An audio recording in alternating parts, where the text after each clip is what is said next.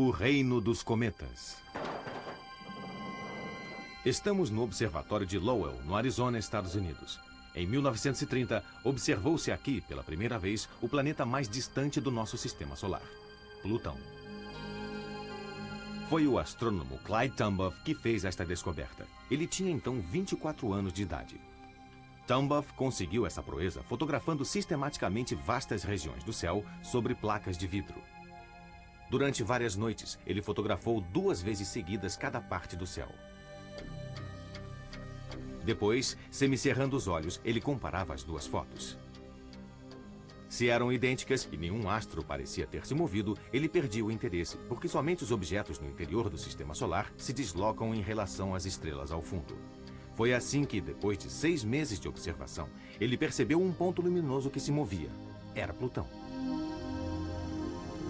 Plutão e seu satélite, Caronte, têm juntos uma massa menor que 1/5 da massa da Lua. São 2 pequenos mundos feitos de metano e água congelados nos confins sombrios do sistema solar. Plutão e seu satélite estão, em média, 40 vezes mais distantes do Sol do que a Terra. Mais longe ainda encontra-se a nuvem de Oort, uma esfera composta de fragmentos de gelo que envolve o sistema solar. Indo mais além, existe um outro reservatório também repleto de pedaços de gelo, o cinturão de Kuiper.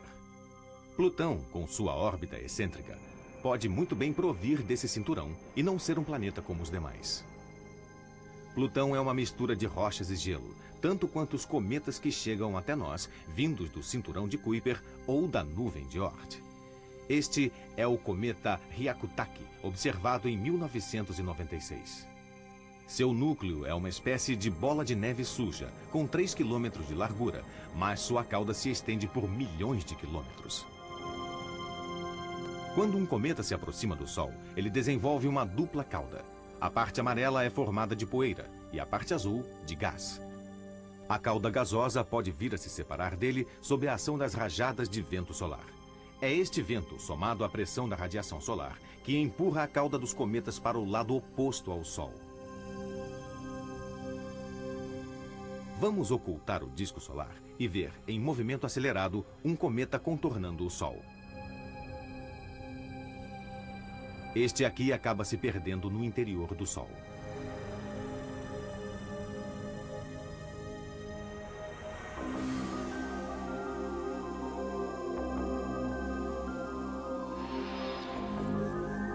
Os cometas são os astros errantes do sistema solar. Alguns deles se deslocam, descrevendo perigosas órbitas elípticas e passando diante dos planetas.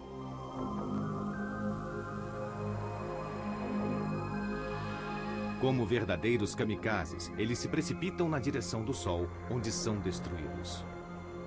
Outros conseguem passar a uma curta distância dele. Júpiter representa um verdadeiro perigo para os cometas.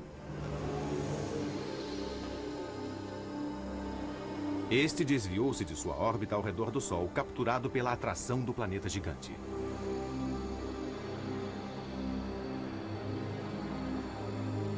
O cometa, uma frágil mistura de gelo e poeira, chega a menos de 50 mil quilômetros de Júpiter e paga um preço caro por isto.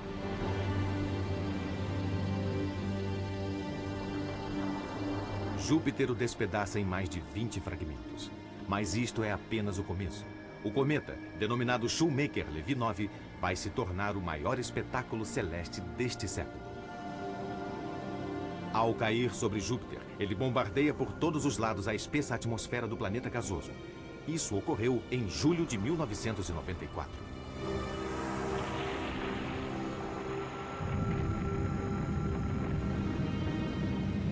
Cada fragmento provocou ondas de choque do tamanho do nosso planeta. Eis o momento do impacto.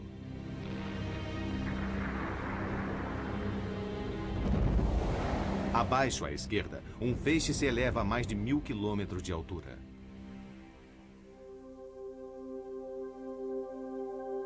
O mais famoso dos cometas é o de Halley. Há vários séculos ele aparece em nossos céus, a cada 76 anos aproximadamente. Quando apareceu em 1301, o pintor italiano Giotto o transformou em sua estrela de Belém. Em 1066, a famosa tapeçaria de Bayeux narra a conquista da Inglaterra pelos normandos. O cometa, testemunha da história, está presente. Depois da passagem mais recente do cometa, a primeira que ocorreu durante a era espacial, somos nós que vamos visitá-lo. Graças a uma sonda chamada de Giotto, enviada pelos europeus. No meio de uma esquadra internacional, é a missão mais ambiciosa. Porque a Giotto deve atravessar a coma, ou seja, a nuvem que envolve o núcleo do cometa. Estamos em 1986. Eis as imagens. Um núcleo que tem a forma de um amendoim, medindo 16 km por 9. Vaporizados pelo calor do Sol, o gás e a poeira desprendem-se da superfície. A luz ofuscante dificulta a observação, mas o pouco que podemos avistar da superfície do núcleo do Halley está recoberto de carbono negro. A coma, aumentada por jatos de gás, produz uma cabeleira com 1 milhão de quilômetros de extensão, bem maior que o Sol.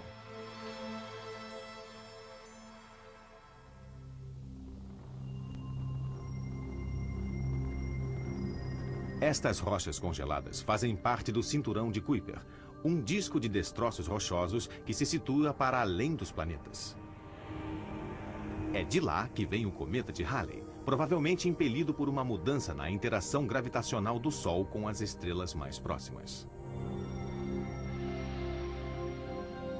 O Halley teve sorte. A atração solar o fez dar a volta ao Sol em vez de puxá-lo para dentro dele.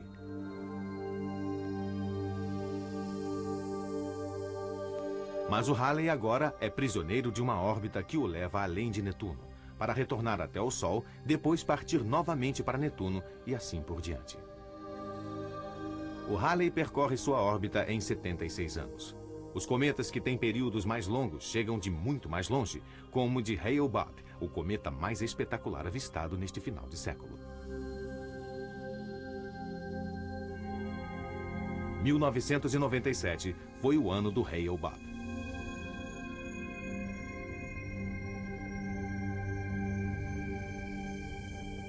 Em primeiro plano, vemos o seu núcleo em rotação com 40 km de largura, expelindo gás e poeira. Eles brotam do hemisfério aquecido pelo Sol, iluminando-se e apagando-se em função da rotação do núcleo. Ao se aproximar do Sol, o Hale-Bopp perde 1000 toneladas de poeira e de água por segundo. Mas no frio dos confins do Sistema Solar, o cometa recupera sua forma inicial, sem cabeleira, tornando-se inerte.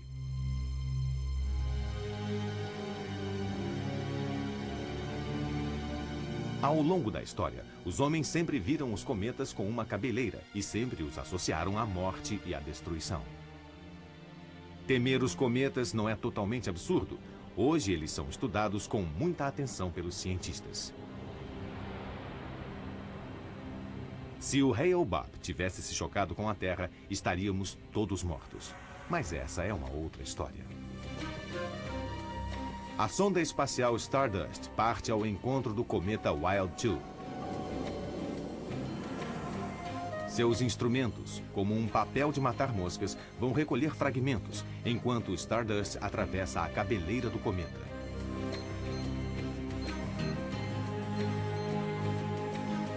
Mas, ao contrário da Giotto, que nos enviou apenas os dados, a Stardust deverá retornar à Terra com suas preciosas amostras.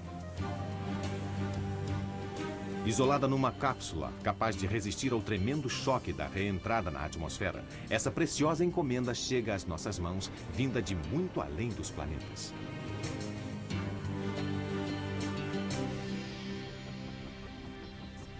Quando forem recuperadas após a aterrissagem da Stardust nas vastidões polares, as amostras do Wild 2 serão únicas. Será a primeira vez que os cientistas poderão examinar partículas que permanecem intactas desde a formação do Sistema Solar. A nuvem de Oort se situa a 1/3 da distância que nos separa da estrela mais próxima. É ela que nos envia esses mensageiros do passado, os cometas.